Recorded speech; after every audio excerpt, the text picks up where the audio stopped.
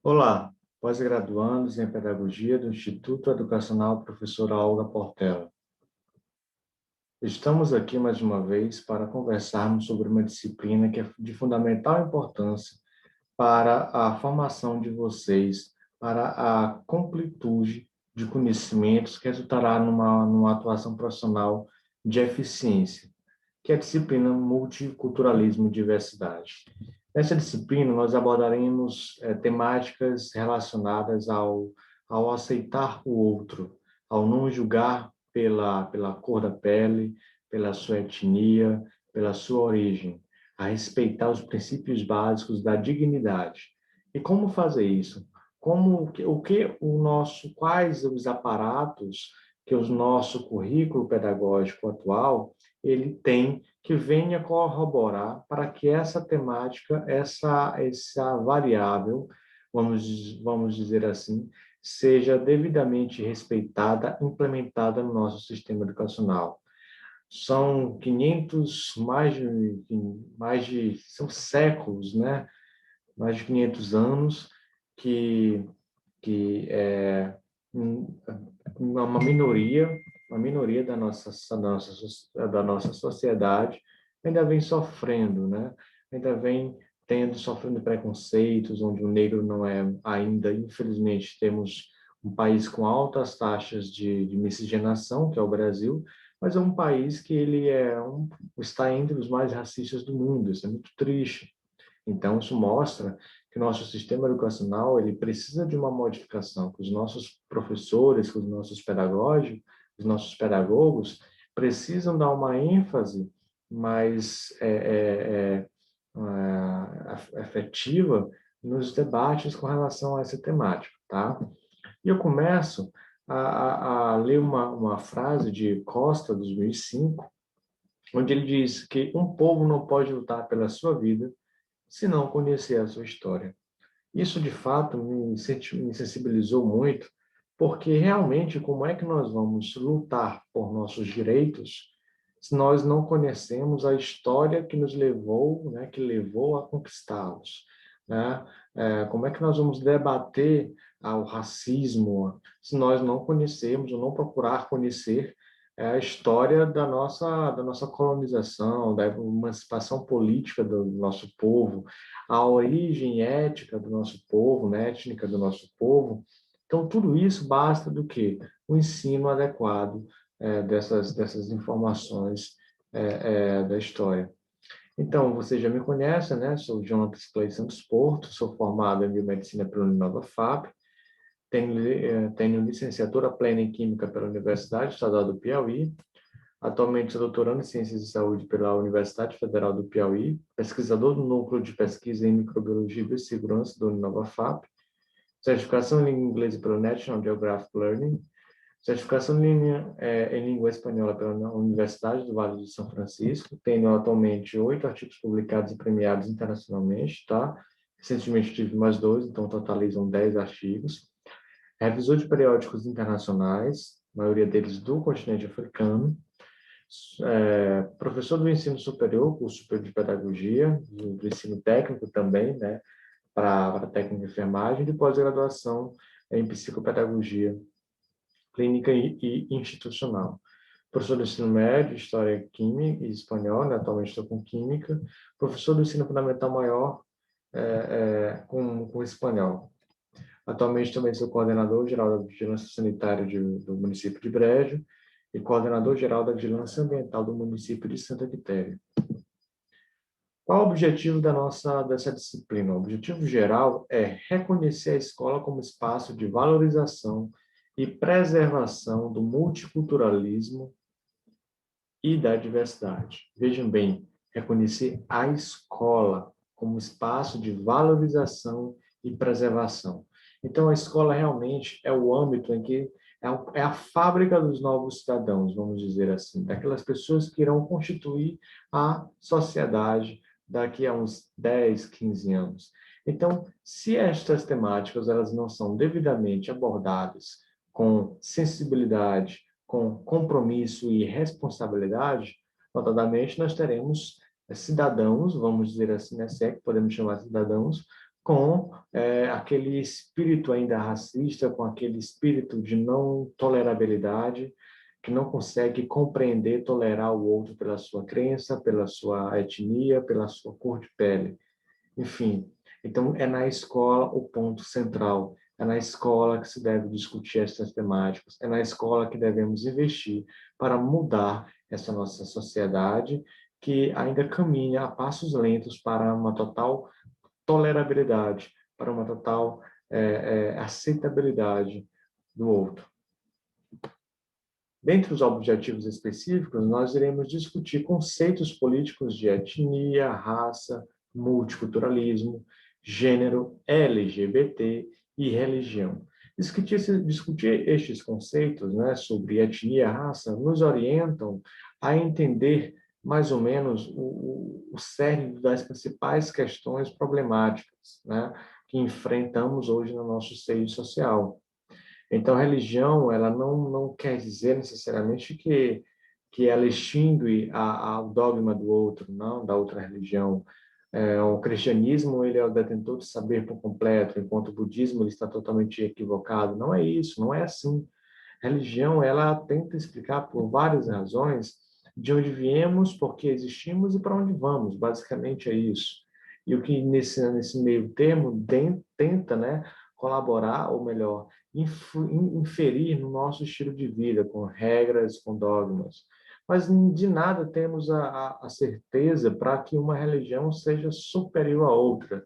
Não tem nenhuma, né? Isso nós vamos discutir mais na frente. Compreender que a discriminação, em todas as suas formas, estão enraizadas na nossa cultura. Discriminação em todas as suas formas, né? Discriminar. O que significa discriminar?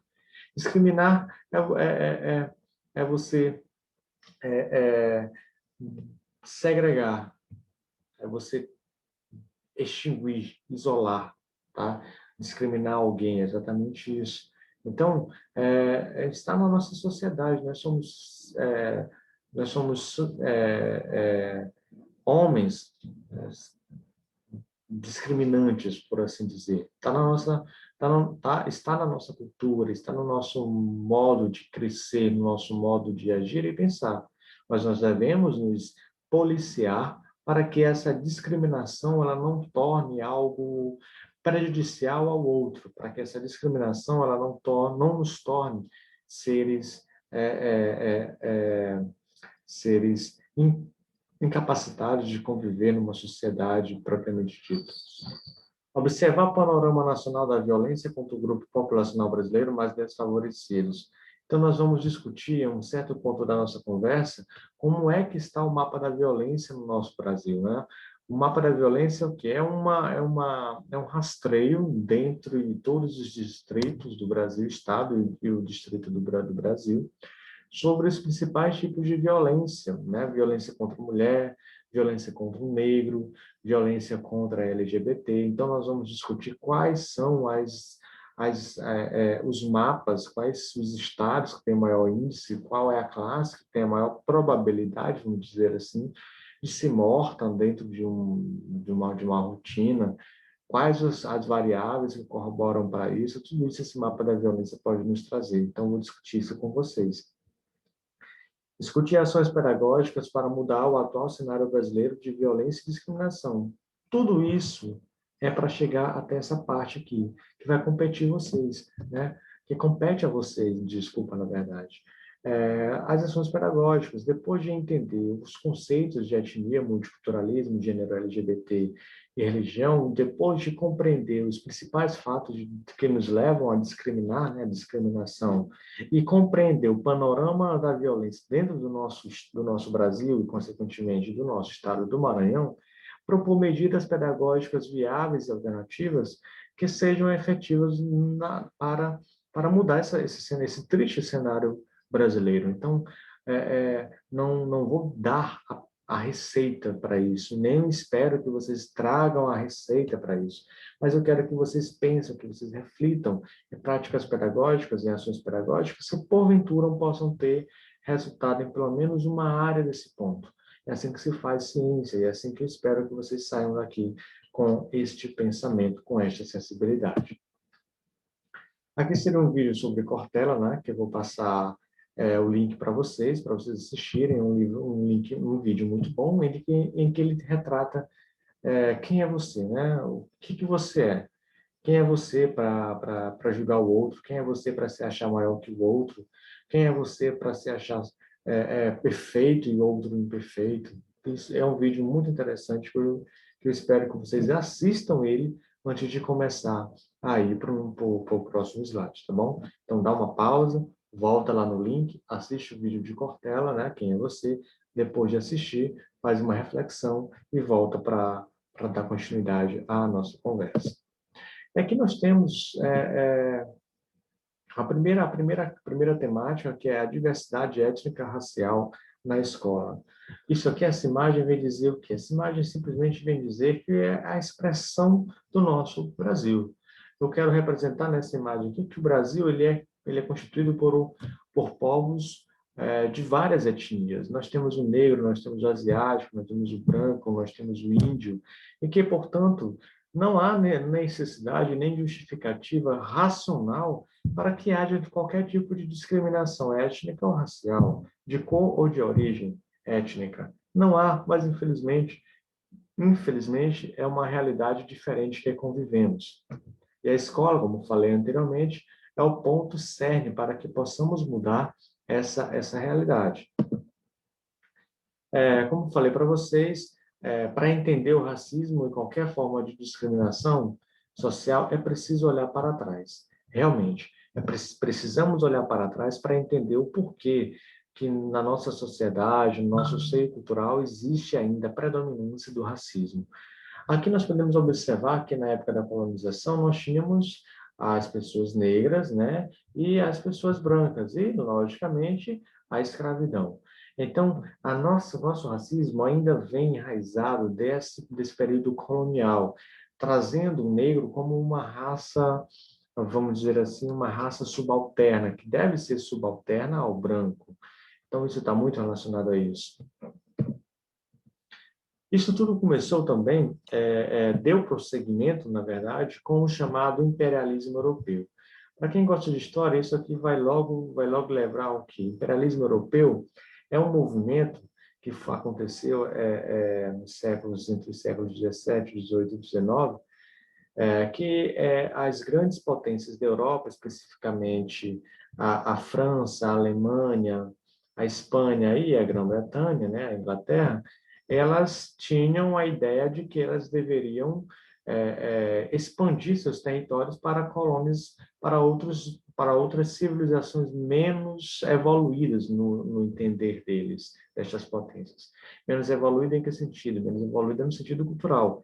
Eles acreditavam que as civilizações de costume puramente europeu eram civilizações evoluídas e que, portanto, tinham o dever de ajudar as outras civilizações menos evoluídas a chegar ao mesmo patamar. Ou, em outras palavras, eles justificavam a sua imposição cultural, né, a imposição da cultura europeia sobre as culturas, por exemplo, de países asiáticos, como a China, de países africanos, como o Congo, justificavam isso como uma ação benéfica deles. É algo muito é, pouco plausível, né, vamos dizer assim, né? Mas, infelizmente, eles justificavam isso. Eles diziam, minha nação é superior, deve ser império, daí chamado imperialismo europeu. Então, eles começavam a migrar para essas civilizações com o intuito não só de justificar a elevação civilizatória desses países, né, vamos dizer assim, emergentes, mas, na verdade, eles queriam suas riquezas. O Congo, por exemplo, era riquíssimo em, em em minérios, entre ele o ouro, o diamante. Então, o que eles faziam? Eles exploravam ao máximo aquele povo, essas riquezas, né? Impusiam a sua religião. Então, era na verdade, uma exploração. Então, eles começaram a buscar por novas regiões ricas em produtos naturais de interesse europeu, especialmente minérios, é o que eu acabei de falar para vocês. E assim foi que foram surgindo as colônias. Tá? O que é uma colônia? Uma colônia é um pedaço de terra que deve subordinação política a uma metrópole. A metrópole, no caso, é a capital de um país europeu. E toda a riqueza que é conquistada na colônia é transitada para a metrópole. Então, a colônia seria mais ou menos uma fonte energética para a metrópole, ou seja, a colônia ela poderia ser facilmente descartada, ela só tinha a única função de ser sugada. Os países europeus justificavam suas ações com o termo de darwinismo social. O que é o darwinismo social? O darwinismo social vem até mesmo da evolução do darwinismo científico, propriamente dito. O darwinismo social não tem nada a ver com Charles Darwin. É muito importante enfatizar isso. Charles Darwin ele fala do darwinismo científico, que é a evolução das espécies. O darwinismo social pega essa ideia e modifica para acoplar diretamente aos interesses bem restritos a essas potências europeias. Então, o darwinismo social, na verdade, dizia que existiam raças superiores e raças subalternas. As raças superiores seriam aquelas que pertenciam a civilizações de costumes puramente europeu, de uma religião continuamente obedecida pela Europa. Aquelas civilizações que eles discriminavam, ou seja, que não estavam nos padrões europeus, eram chamadas de civilizações não evoluídas, e, portanto, as civilizações evoluídas, mais uma vez, civilizações europeias, tinham como dever de evoluir essas civilizações. Então, vamos dizer assim, era justificar a exploração. Foi só isso. O darwinismo social foi uma doutrina social que alguns países europeus, durante o imperialismo europeu, utilizaram para justificar a exploração que estes países faziam nas colônias, especialmente colônias africanas. E aqui nós chegamos ao descobrimento do Brasil em 1500, tá? Então, em 1500 nós podemos falar até que descobrimento está entre aspas. Por que, professor, está entre aspas? Porque descobrir significa achar. Achar é algo que ninguém sabia que estava ali. Mas se você olhar com uma análise crítica, já se sabia que o Brasil existia simplesmente porque quem que sabiam? Essas pessoas aqui, olha. Os nativos, eles sabiam, eles viviam, tinham um costume próprio, tinham uma cultura própria. E os portugueses chegaram e puseram sua cultura nesse povo, que era um povo totalmente frágil, um povo totalmente exposto, né? Um povo que não via necessariamente maldade nesses novos viajantes, vamos dizer assim, que estavam chegando em suas terras. Então, começou aí já a questão da imposição, em 1500. E nós podemos ver o Brasil aqui com o mapa, que eu quero expressar com esse monte de bandeiras, exatamente que as colônias, as metrópoles, os países europeus chegaram e diferentes nações europeias chegaram, pisaram, vamos dizer assim, no Brasil. Nós temos a França, nós temos a Itália, nós temos a Espanha, a Grã-Bretanha, Portugal, né, que foi a, a metrópole portuguesa que deliberadamente, definitivamente albergou o maior território, né, e por muito mais tempo, até que nós somos historicamente colônias portuguesas, né, colônias de Portugal por um bom tempo, mas nós temos influência de todos esses povos. Nós temos uma influência britânica, nós temos uma influência espanhola, nós temos influência francesa, né? São Luís está aí para provar isso. Então, somos uma nação multiétnica, multicultural. E aqui nós temos, logicamente, os africanos, né? Os africanos, eles são peças fundamentais para a construção do Brasil como ele existe hoje. Os africanos, assim como outros povos, né? Os asiáticos, enfim. Mas os africanos, eles são definitivamente uma chave, a engrenagem que foi utilizada para que se erguesse o Brasil tanto em termos de emancipação. Foi a mão de obra mais utilizada aqui no Brasil Colônia, até mesmo no Brasil Império. E aí veio a abolição. Então, a escravidão é um fenômeno que ela pode ser analisada logicamente, um período antes da abolição e um período depois da abolição. Antes da abolição, nós temos o quê? Nós temos um povo que era altamente é, explorado, um povo negro que não tinha basicamente direitos, né? O único direito que tinha era de nascer e de morrer, né? Até o de morrer era negado, vamos dizer assim, porque era a única certeza que o negro tinha, que ele nascia e que ele morria. Entre esse intermédio, nascer e morrer, não era incerto. Não tinha percepção de crescimento, não tinha percepção de quantas chicotadas iria levar, de onde iria trabalhar, se ele iria ficar perto de seus pais, de seus irmãos, se iria constituir família, se iria viver até os 15, até os 12, até os 40, 60. Não tinha nenhum senso de dignidade, né, nessa questão dos brancos para com os negros. E nós podemos observar que foi marcado por luta pelo fim do trabalho forçado, pelas humilhações, por um trabalho digno, por liberdade, incluindo o acesso à educação. Então, o negro, observe que estas lutas, né, ainda continuam, apesar de mais brandas, mas ainda continuam bem presentes no nosso dia a dia. Infelizmente, pessoas negras ainda sofrem pela humilhação. Infelizmente, pessoas negras são mais expostas ao trabalho forçado. Infelizmente, pessoas negras, principalmente as que moram na favela por exclusão social, têm dificuldade de arrumar um emprego digno, né? Um trabalho digno, se tornam reféns do crime, né? Perdem sua liberdade. E, infelizmente, por essas questões de segregação social, muitas das pessoas negras elas são analfabetas, não têm o acesso a uma educação ou a uma educação de qualidade. E depois, mesmo assim, ainda continua a mesma luta pela igualdade social, política e respeito cultural, né? Então, essas questões de igualdade social, política e pelo respeito cultural não era mais para existir numa sociedade tão moderna como nós nos consideramos.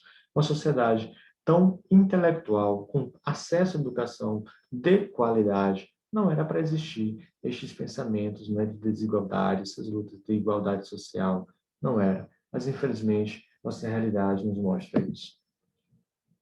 Nós chegamos à nossa contemporaneidade. Na contemporaneidade, muitas dessas palavras são, infelizmente, frequentes, né? Racismo, discriminação, favelado, negro, preconceito, mais um negro morre, né? Então, essas questões, quando você abre os jornais, né, você vê muito isso, mais um negro morre. Quando você vai nos shopping centers, né, por exemplo, das grandes metrópoles, é, não com muita frequência, mas com uma frequência mais elevada do que seria, né, esperada, que a frequência esperada seria zero, de pessoas negras sendo humilhadas dentro dos shopping centers, né, de pessoas negras sendo impedidas de entrar em alguns estabelecimentos. Infelizmente, nós nos deparamos isso no Brasil, e isso é muito mostrado e muito coberto pela mídia. É que nós chegamos ao conceito de raça, etnia e multiculturalismo, né? O que vem a ser raça? Raça, ele é um conceito puramente derivado de uma concepção biológica, deriva-se da biologia, mas que ao longo da história foi aplicado para representar situações políticas. Então, raça, minha gente, é um termo biológico, tá? Então, a raça branca, a raça negra, a raça asiática, por que é um termo biológico? Porque nós temos diferenças biológicas, tão somente biológicas, que não impõem ou não corrobora para uma superioridade uma com a outra. Não é isso, tá? Então, pessoas asiáticas, elas têm características biológicas próprias de pessoas e pessoas africanas, suas características próprias, características biológicas, mas que não justificam qualquer discriminação de superioridade. Etnia refere-se a um grupo de pessoas com especificidades culturais, geográficas e sociais. Então, a etnia está mais relacionada a uma questão sociocultural, que vai influenciar, que vai levar em consideração a fatores geográficos, fatores sociais, fatores culturais. Então, etnia africana, etnia asiática, etnia brasileira, etnia europeia, né? Todas essas questões elas podem ser levadas nesse quesito. Enquanto raça é um termo meramente relacionado ao biológico, a etnia se refere-se a três fatores básicos, que são a cultura, a geografia e as razões sociais. O multiculturalismo ele já é um conceito mais amplo, ele representa várias etnias vivendo em um mesmo espaço geográfico, tá? O Brasil, faço uma pergunta. O Brasil é constituído por uma ou mais etnias? Logicamente, eu mesmo respondo, várias etnias. Então, somos um país multicultural. E o multiculturalismo ele pode ser aplicado, implementado nessa situação, tá? Então, mais uma vez, raça é um termo referente ao aspecto biológico, medicinal. Etnia envolve as questões geográficas, culturais e sociais. E o multiculturalismo é um local onde se vivem várias etnias. Então, um pouco de números. Isso aqui é importante. 45% da população brasileira é negra, conforme o IBGE. Segundo pesquisas nacionais, os negros representam 1,7 anos de estudo, né? Apresentam, na verdade, 1 ano e 7 meses de estudo e a menos que os brancos, que correspondem a quase metade da população brasileira. 13,4% dos brasileiros negros são analfabetos. Observem isso. 13,4% dos brasileiros negros atualmente são analfabetos. É uma estimativa, um número muito triste. É uma estatística muito triste, que vem enfatizar a total discriminação que persiste hoje na nossa cultura. E os jovens negros, essa é uma triste estimativa, são as vítimas mais frequentes em crimes violentos no Brasil. Isso mostra quando a gente vai analisar o mapa da violência. Então, se você observar, o jovem negro tem até 10, 15% de chances a mais de ser assassinado no Brasil do que um jovem branco dentro do mesmo nível econômico, social e geográfico. Infelizmente, temos isso.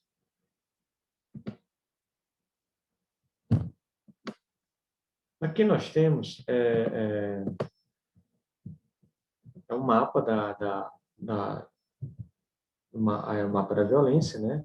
Entre 2007 e 2017, nos últimos anos, onde vemos as taxas de homicídio de negros e de não negros a cada 100 mil habitantes dentro destes grupos populacionais. Então, nós podemos observar que a taxa de azul, né, que é o homicídio de negros, e a taxa de homicídio de pessoas não negras, brancas, asiáticas, enfim, outras raças, tá bom? Então, ó, nós podemos observar uma diferença gritante. Olha só a diferença, o intervalo de uma linha para outra, de pessoas negras morrendo, de outras pessoas sendo vítimas de homicídio.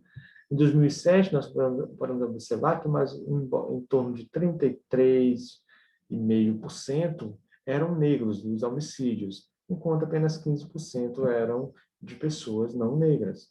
Observem que, ao longo dos anos, né, acompanhando os anos, né, você pode observar bem aqui, o que se esperava é que, pelo menos, houvesse uma redução nessa curva, uma diminuição, onde os negros, os homicídios por negros diminuíssem.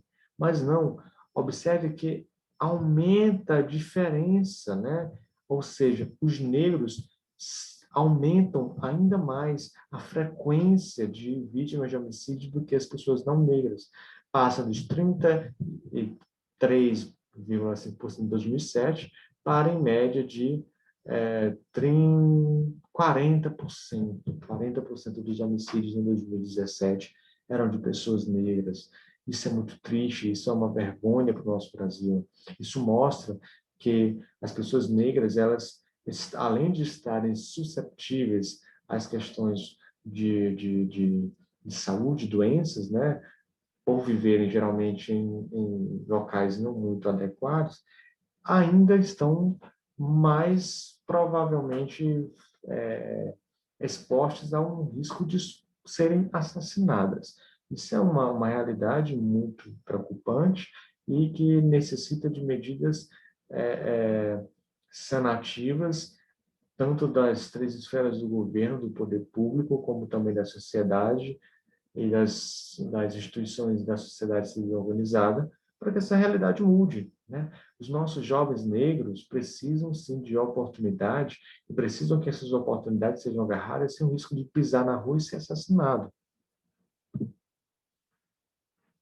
É que nós chegamos à escola, a um conceito interessante, que a escola não forma apenas alunos, mas primordialmente cidadãos. Isso aqui eu grifei muito, eu quero que vocês entendam, né? Não é um aluno em si, não é a escola não tem como objetivo único ensinar conceitos matemáticos, conceitos de português, de química, física, enfim, ensinar conteúdos didáticos. Não, a escola tem um papel além disso. A escola está além dos livros, a escola está além das regras gramaticais, das regras matemáticas, dos cálculos matemáticos, das interpretações das fórmulas de química. A escola está na formação de pessoas críticas, reflexivas, aptas a viver em sociedade. A escola é um poço de cidadãos, é a fábrica de cidadãos.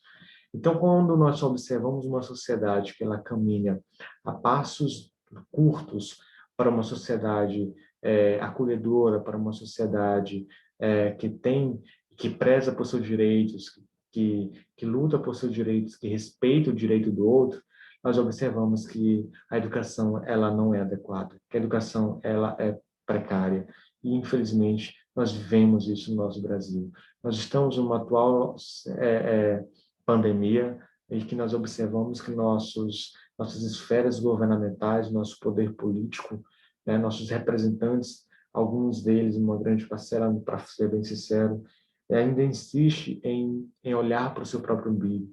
E a própria sociedade, onde nós clamamos, nós da saúde, clamamos para o isolamento social, e as pessoas insistem em ficar promovendo aglomerações, insistem em olhar tão somente para o lucro, esquecem que o que está em jogo não é o seu trabalho em si, o que está em jogo não é a farra que é adiada, vamos dizer assim, mas que o que está em jogo ali são vidas, milhares de vidas, né? As pessoas esquecem isso. E quando nós olhamos isso, vemos o comportamento de uma sociedade como tal, nós observamos que a educação não caminha bem. A educação não caminha bem.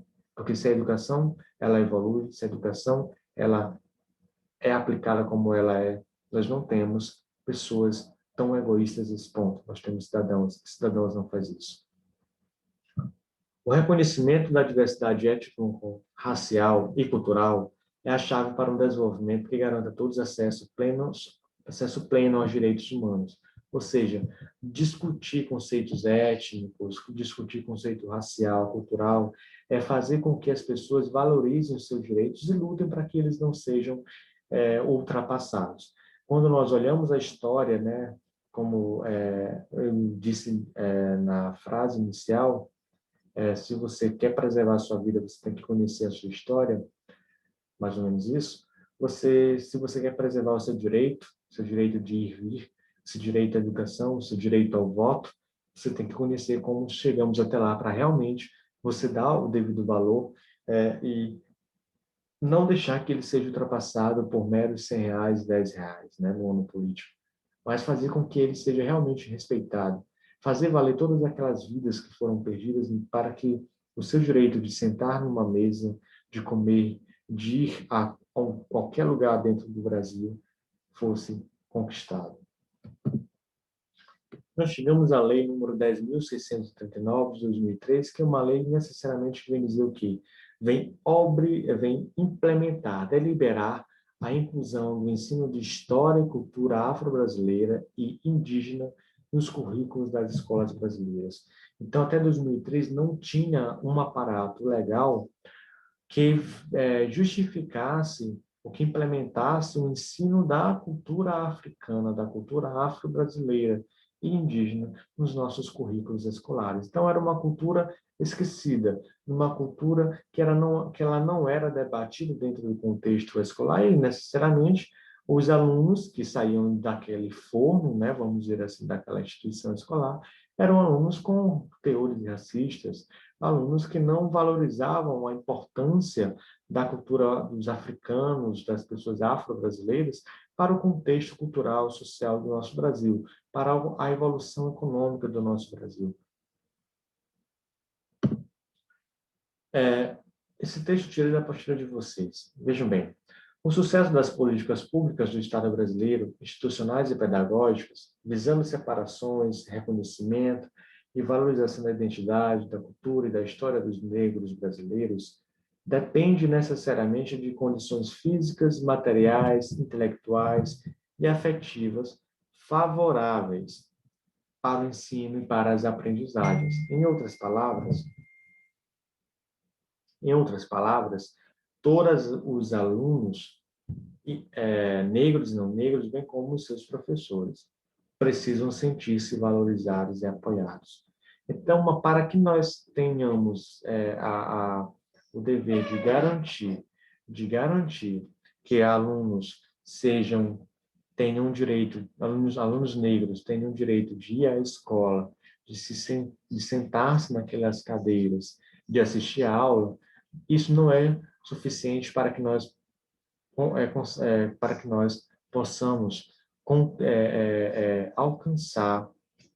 alcançar uma sociedade acolhedora, uma sociedade que venha respeitar os direitos culturais do outro. Não, isso não vai fazer isso. Para que nós consigamos alcançar uma sociedade definitivamente acolhedora, é necessário que essas pessoas negras sentem a escola, mas que também sua cultura seja debatida dentro da sala de aula com eles e com todos as demais pessoas não negras, porque assim é possível que não só as outras pessoas não negras valorizem a cultura africana e afro-brasileira, mas que também pessoas africanas, né, pessoas negras, conheçam sua própria história e valorizem a sua história, tenham orgulho da sua cor e que lutem por seus direitos. Fique atento. É importante esclarecer que ser negro no Brasil não se limita às características físicas. Isso é muito interessante. Trata-se também de uma escolha política. Por isso, por isso, nem sempre quem assim se define. Em segundo lugar, cabe lembrar que preto é um dos requisitos utilizados pelo IBGE para classificar, ao lado dos outros, branco, pardo e indígena, a cor da população brasileira. Então, você chamar uma pessoa de preto, não necessariamente, dependendo do tom que você utiliza, é considerado racista. Preto é uma cor, tá? Preto é um aspecto biológico, é a melanina na sua pele. O próprio IBGE tem essa opção para você classificar, determinar a sua cor. Isso não é racismo, tá? Então, em primeiro lugar, é ter valorização da sua cor, é entender que preto não é racismo. Negro é lindo. Para isso, várias propostas, várias propagandas foram utilizadas através do governo para que ocorresse essa valorização. Porque pessoas negras dentro do IBGE estavam dizendo que eram pardas, estavam dizendo que eram indígenas, estavam dizendo até mesmo que era branca. Por quê? Porque é uma escolha política. Eu escolho se eu quero ser chamado de negro ou não dentro do IBGE. Né? A pessoa pode ser negra e marcar que é branca. O censitário, aquela pessoa que faz o censo, ela não pode dizer, não, você não é branco, você é negro. Não, é uma escolha política. Ela escolheu assim. Claro, é uma escolha infeliz, porque mostra o preconceito dentro da própria raça, e o que não pode acontecer. Então, o negro ele tem que se sentir negro e ser feliz sendo negro. Por isso, o governo investiu em propagandas como bordões tais como negro é lindo, negro que te quero negro, 100% negro. Isso a mídia utilizava muito. Outro muito interessante não deixe a sua cor passar em branco. Olha só a jogada. Então, outra é negro, cor da raça brasileira. Então, isso são bordões amplamente utilizados pela mídia para a valorização da cor negra. Racismo é crime inafiançável. Isso aqui é importante, né? Crime inafiançável. Uma vez presa, não tem a liberdade de fiança, né? O racismo, segundo o artigo 5º da nossa Constituição brasileira, né, a Constituição de 1988, chamada também Constituição Cidadã, é crime inafiançável. Isso se aplica a todos os cidadãos e instituições, inclusive à escola, certo? Então, existem algumas escolas, infelizmente, que promovem segregação racial. Isso é crime. Então, os gestores dentro das escolas, eles estão sujeitos, caso isso seja comprovado, a sanções criminais, né? E uma delas é que essas sanções elas não têm direito à fiança.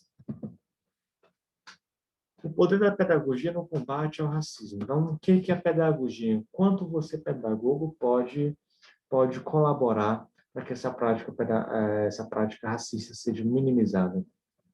Primeiro, as pedagogias de combate ao racismo e às discriminações elaboradas para promover a educação das relações étnico-raciais positivas têm como objetivo fortalecer entre os negros e despertar entre os brancos a consciência negra. Ou seja, levar para dentro da sala de aula debates que envolvam a valorização da cultura negra, não só da negra, a cultura do indígena, a cultura do, do, asiático. Por quê? Porque isso faz com que essas pessoas que se enquadram nesse contexto, né, os negros, os asiáticos, os indígenas, eles se sintam mais valorizados, eles se tornam mais fortes no combate, na defesa dos seus próprios direitos, e também favorece que pessoas não negras, né, fora daquele contexto, percebam a importância daquela cultura, no caso a cultura africana, afro-brasileira, indígena, asiática, tá bom? Então, isso é trazer consciência. Observe que eu extrapolei, né? Não existe só consciência negra, mas as outras etnias também, das outras raças. Porque o indígena, que é o nosso patrimônio brasileiro, está quase entrando em extinção. Então, nós devemos olhar com uma ótica mais atenta e tentar mudar essa realidade. As pedagogias precisam estar atentas para todos, negros e não negros, além de ter acesso a conhecimentos básicos tidos como fundamentais para a vida integrada à sociedade e para o exercício profissional competente. Recebam formação que os capacite para forjar novas relações étnico-raciais. Ou seja, as práticas pedagógicas, apesar de ser clamante que estas práticas elas valorizem a cultura africana e afro-brasileira, elas não devem ser direcionadas unicamente para esse público.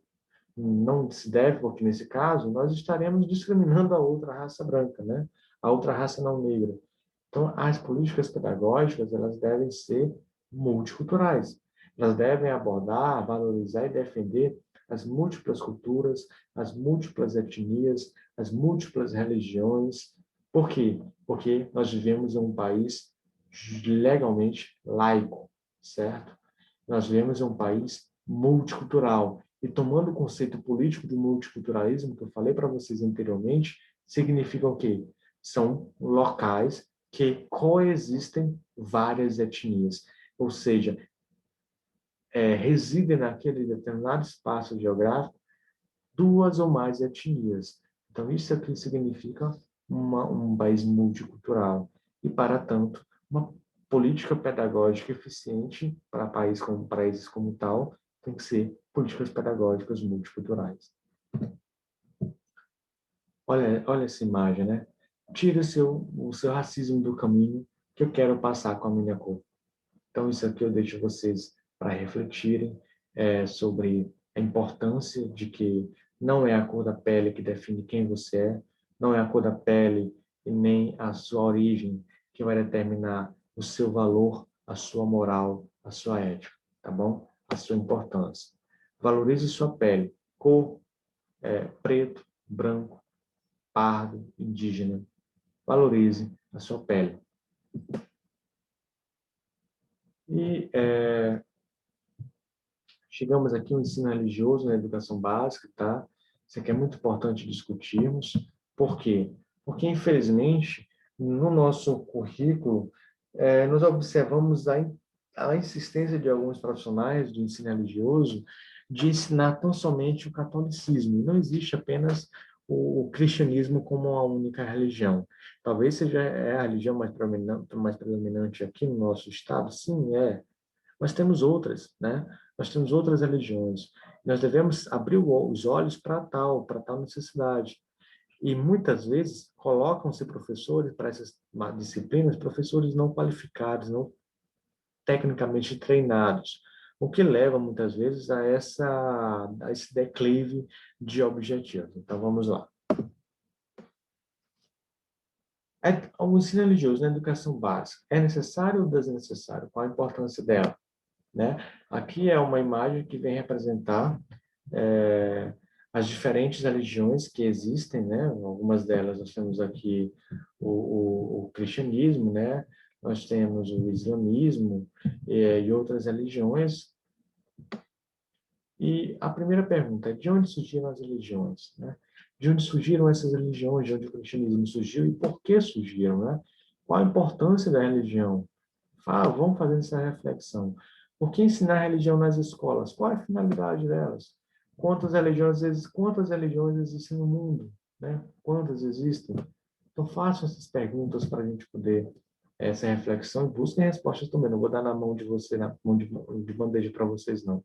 Para vocês valorizarem, tá bom?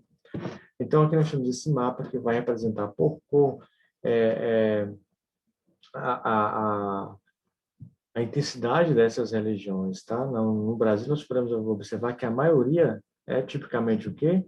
Cristão, né? Dentre os cristãos, nós temos essas classificações aqui, tá certo? Então, a maioria delas são católicas, observe, católicas, cozinha roxa. Olha só, aqui na África, né? Um pouquinho aqui no norte da África, tem o quê? O sunismo, né? O sunismo e o xiismo. Aqui, nos Estados Unidos, nós temos o quê? A prevalência do protestantismo. Então, isso aqui vai variando de acordo com o mundo. Então, você vê isso aqui, é muito fácil você, apenas de curiosidade que eu trouxe para você ver a quais regiões geográficas em nível mundial estão submetidas a um controle religioso, né? Aqui são as religiões, né, é, as mais abundantes, que têm o maior número de fiéis, e o número aproximado de fiéis, as tradições, a cultura, as principais religiões que elas são mais prevalentes. Aqui é só por um termo de curiosidade. E aqui é um estudo, né, que vai dizendo o quê? Vai dizendo que o Brasil, apesar de ele ser majoritariamente católico, olha a imagem lá atrás, que eu falei para vocês, né, existem estudos que comprovam que essa frequência ela tende a mudar, tá? Esse dado tende a mudar. Em 1940, então 95% da população brasileira era tipicamente católica e 2,7% evangélico. Observe que até 2020, olha que nós já passamos 2020, nós teremos 39, em torno de 39,8% serão católicos e 31,8% evangélicos. Até 2030, nós podemos encontrar o quê? Um ponto aqui, 50%, tá bom? 50% da população brasileira, repito, em 2030, essa é a estimativa, em 2030, 50% da população brasileira será evangélico e 50% da população será católica, tá? Então, observe que a tendência, essa superioridade católica que observamos em 1940 no Brasil, ela definiu, né? Ela entrou em um declive significativo. Então, até 2030, nós não teremos mais a prevalência de católicos. Nós teremos o quê? Nós teremos a coexistência de católicos e evangélicos. Então, dentro da escola, dentro das nossas escolas, dentro da educação básica, não dá para estar ensinando apenas os dogmas católicos. Por quê? Porque não vai albergar a população, né, a população geral. Não é um ensino laico, vai contra a Constituição. O ensino religioso tem que ser um ensino voltado a todas as religiões, sem distinção, sem julgamento, mas um ensino objetivo e direto. Ensino religioso na educação básica, qual a sua opinião? Né? Isso aqui seria para você refletir, tá bom? E aqui nós temos uma tolerabilidade, uma intolerância religiosa, né? Onde pessoas que dizem que pregam pela paz, pregam pela tolerabilidade, pregam pelos dogmas, né? Acabam utilizando a própria Bíblia, né? Isso aqui é uma charge muito crítica, para punir pessoas que simplesmente não fizeram nenhum mal, não cometeram nenhum crime, mas simplesmente falaram: olha, eu não concordo com você, não concordo. Isso lhe dá o direito de bater em mim? Isso lhe dá o direito de me oprimir? Não, não dá. Mas infelizmente acontece. Então, a Lei 9394 de 1996, que é a LDB, diz que o ensino religioso de matrícula facultativa, tá bom, não é obrigatório, é parte integrante da formação básica do cidadão e constitui disciplina dos horários normais das escolas públicas de ensino fundamental, assegurado o respeito à diversidade cultural religiosa no Brasil, vedadas qualquer forma de proselitismo, ou seja, de discriminação religiosa. Qual a importância do ensino religioso na educação básica? O objetivo é o diálogo interreligioso com o pressuposto para a construção de relações de respeito, reverência e paz, solidariedade e paz do mundo. Exatamente o que essa imagem vai dizer.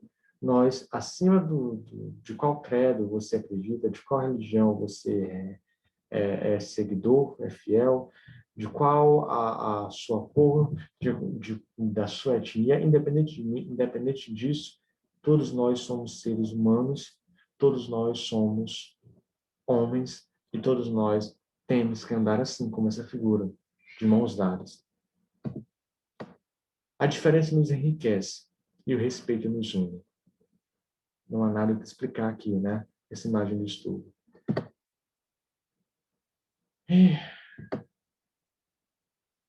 Nós chegamos agora a uma das últimas temáticas, que é o gênero e diversidade sexual na escola, que é uma temática também muito, muito delicada e que está muito, vamos dizer assim, midiática, né, nos nossos contextos escolares.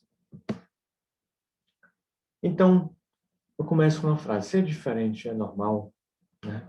Ser diferente é normal. Claro que é normal. Se todos nós fôssemos iguais em pensamentos, em cor, em tudo, qual seria a graça, né? Não teria sentido nenhum.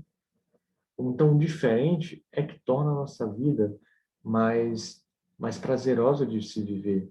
Então, ser diferente é normal, sim. E o que você entende por gênero? Faça esta pergunta, né?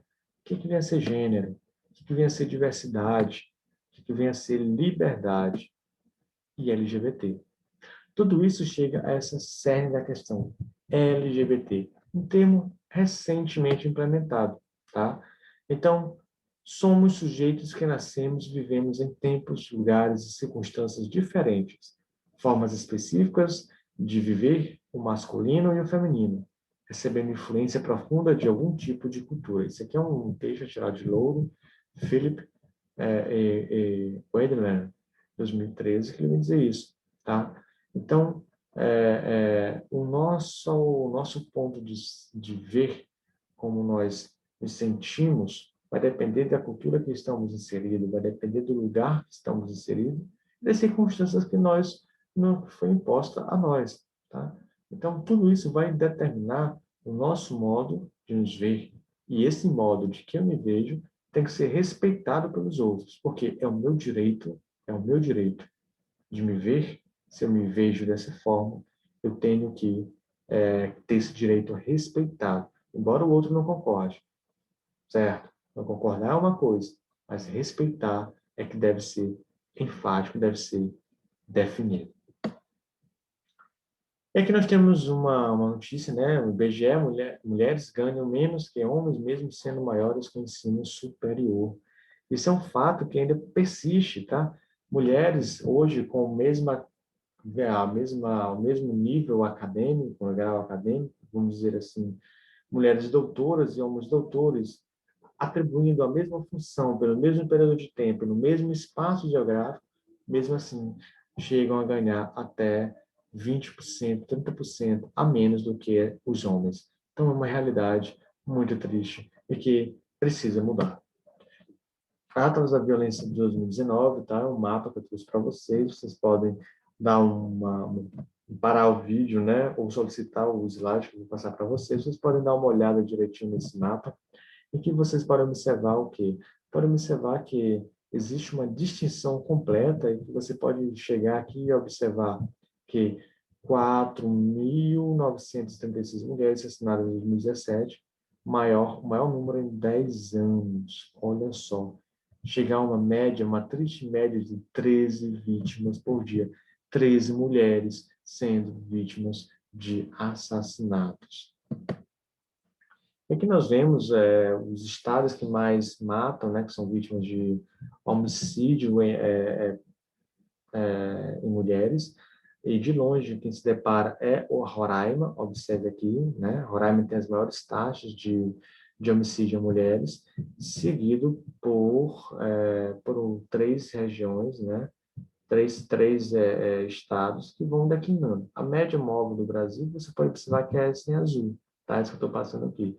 Mas Roraima realmente tem um índice alarmante de homicídio envolvendo mulheres. E você vê a frequência, tá bom? Olha só Roraima liderando aqui a média do Brasil, tá bom? Maranhão está onde? Maranhão está abaixo, tá? Maranhão, Piauí está abaixo da média nacional. Mas países como Acre, Ceará, Goiás, Pará, Espírito Santo, Rondônia, enfim, esses países aqui estão acima da média nacional de homicídios por morte. O correto por homicídio em mulheres, né? O correto seria ser uma estatística, uma frequência igual a zero. Mas, infelizmente, nenhum dos nossos estados tem isso. E aqui a gente vê a evolução da taxa de homicídios femininos no Brasil por raça e cor. Então, se você é mulher e é negra, você tem uma chance, infelizmente, uma probabilidade, segundo esses dados estatísticos, de ser vítima de homicídio até 1,3% a mais que mulheres não negras, né? Isso em 2007.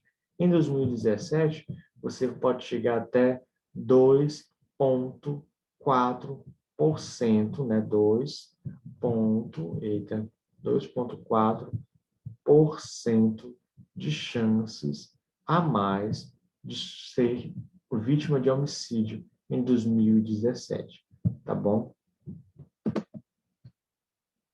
Aqui são a questão de sexualidade, tá? Então, isso aqui é muito interessante. As diferenças, né, entre drag queen, a questão de identificação de gêneros como cisgênero, transgênero, a questão de orientação sexual, heterossexual, bissexual, homossexual, as questões da genitália, né? Observe que todo esse gráfico, eu quero que vocês olhem, drag está ligado à aparência do cabelo, tá bom? Ao uso de perucas, majoritariamente. Então, é uma expressão artística que envolve a construção de um personagem. Homem com figuras femininas são mais comuns, mas há mulheres drag queens, ou seja, mulheres que que é uma fantasia, vamos dizer assim. Já a identidade de gênero, que parte de quê? Parte da psique, né? Ou seja, como eu me vejo. Essa é a questão, né? Identidade de gênero é como eu me vejo. Pode ser cisgênero, fluido ou transgênero. Então, o gênero com o qual a pessoa se reconhece, né? Identidade de gênero é como eu me reconheço. Então, está ligado ao cérebro, como eu me vejo. Transgênero não se identifica com o gênero dado ao nascer, homem ou mulher. Transgênero, se ele nasce homem, ele quer ser mulher, do sexo oposto. Já o cisgênero se identifica com o gênero atribuído, né? Por exemplo, se eu nasci homem, eu me vejo como homem, eu sou um cisgênero, eu me aceito com esse gênero atribuído a mim, eu aceito.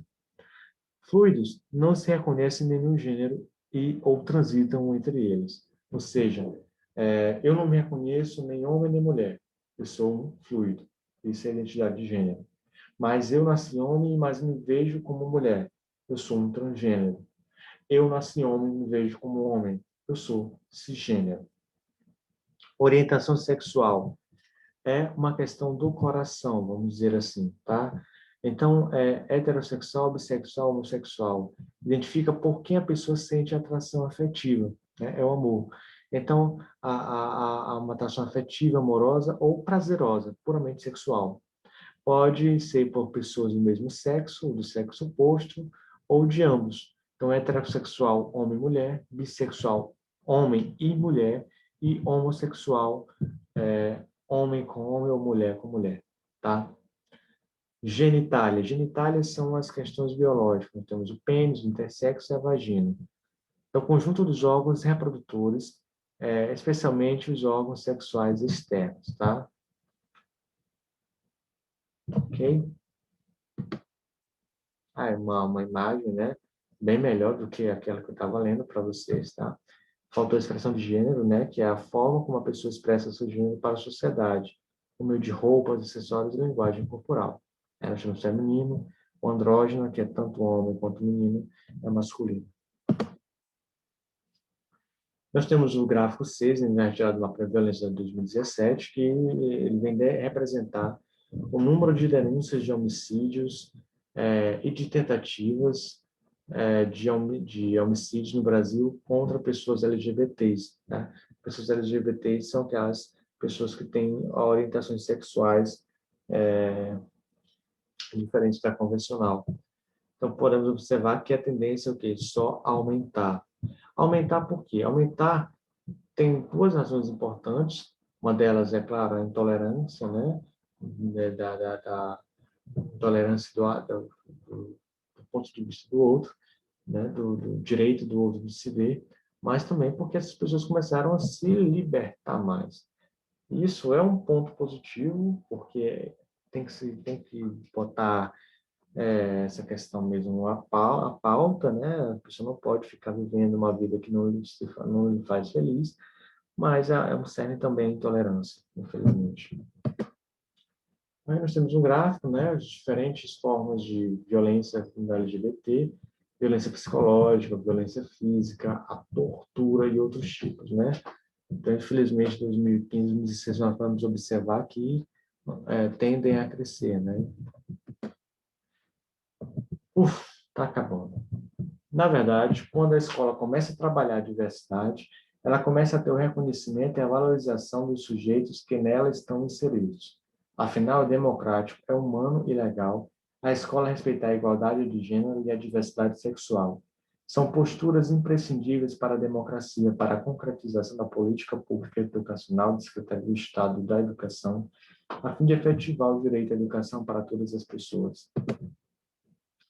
É dever da escola privilegiar a formação humana, abordando essas temáticas por meio dos conteúdos das diferentes disciplinas, pautadas no conhecimento científico, e não em valores de crenças pessoais.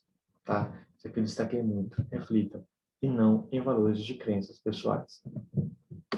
Ao contrário do que se tem deliberadamente divulgado, falar em uma educação que promova a igualdade de gênero não significa anular as diferenças percebidas entre as pessoas, mas garantir um espaço democrático onde tais diferenças não se desdobram em desigualdades, hierarquia ou marginalização. Ou seja, é importante fazermos essa discriminação, esse enfoque aqui.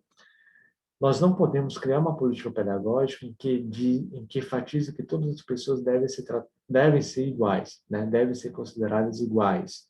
Não, não é, porque seria uma ilusão. As pessoas, elas são diferentes, devem ser tratadas de acordo com suas necessidades, preservando sempre o seu direito à liberdade, o seu direito de escolha. Eu sugiro também que vocês assistam esse filme, tá? Tá disponível na Netflix, chamado XXY, né? Que é o filme XXY. É um filme muito interessante, muito bom. É maior de 18 anos, tá? Mas é um filme que vem abordar enfaticamente o que foi discutido nessa aula. Lembre-se, a diferença nos enriquece e o respeito nos une. Muito obrigado.